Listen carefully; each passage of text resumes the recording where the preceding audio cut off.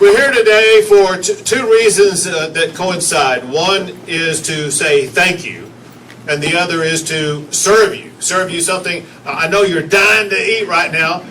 Get to that big lunch. But listen, you need to know the gratitude that I, my fellow Texans, and your fellow Americans have for you, for what you're doing, and what you continue to do. Everybody knows that our military, National Guard and otherwise, as well as our Department of Public Safety officers, you serve 24/7. There are times when you're deployed, times when you're not deployed, but the fact of the matter is, having you available to serve the state of Texas or the United States of America is essential for Texas and for our country to remain sovereign, free, and safe. And that's exactly what you are delivering to the people of our great state. And I want to say thank you so much for everything that you're doing.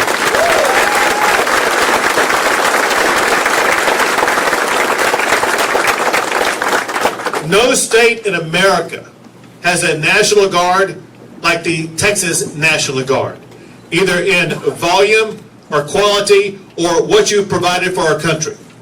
Our country, meaning people outside the state of Texas, they know exactly what you've done, the difference that you've made. The truth, the facts are that what happened over the past 4 years was unprecedented. More than 11 million people came across our border illegally. It's not just the volume of people, it is the intent, the crime, the harm that they caused along the way. Y'all surely know the stories. There have been little girls in Texas raped and murdered by people who have come across the border illegally. There have been family after family after family in the state of Texas alone that have been physically beaten, abused, harmed, or had their homes or their neighborhoods decimated. They needed somebody to step into that breach and stand up for the rule of law upon which our country was created. The men and women who did that are the men and women of the Texas National Guard and the Texas Department of Public Safety. Americans, thank you for your service.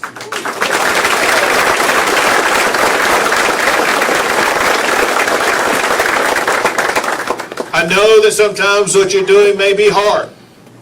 My only hope is this, and that is that you know also every single day how important, how essential it is what you're doing.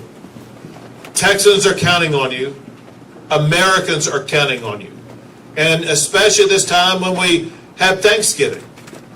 We as Texans and Americans have at the top of our list among our thanks.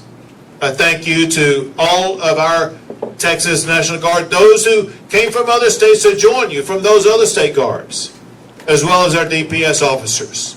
So for me, the best and most prolific thing I can do to you today is to let you know the gratitude that Texans have for you. Maybe the second best thing is what General Seltzer was talking about. There is a change afoot as we speak right now. And it's something that formally occurs on January the 20th, but has already begun. Actions, planning, preparation, schematics, everything that needs to be done is being done to make sure that there is no time gap whatsoever. That as soon as January the 20th occurs, there is going to be a change in the way the United States of America protects our border and protects the sovereignty of the United States of America. And we have with us the person who's going to be the tip of the spear of leading that effort. And that is Tom Homan, a person that you probably know is well experienced at this. If I recall correctly, you served in the Border Patrol, served the head of ICE, and as we say in Texas, this is not his first rodeo.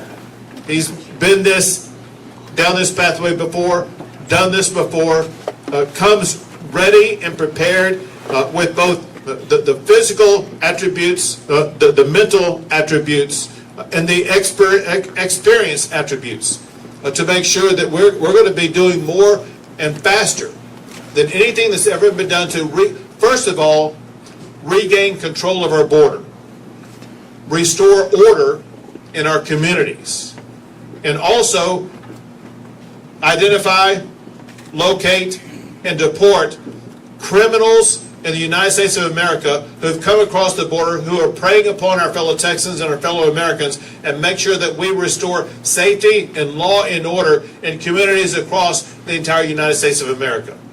And I'm proud to have with us today the next border czar, and that is Tom Homan.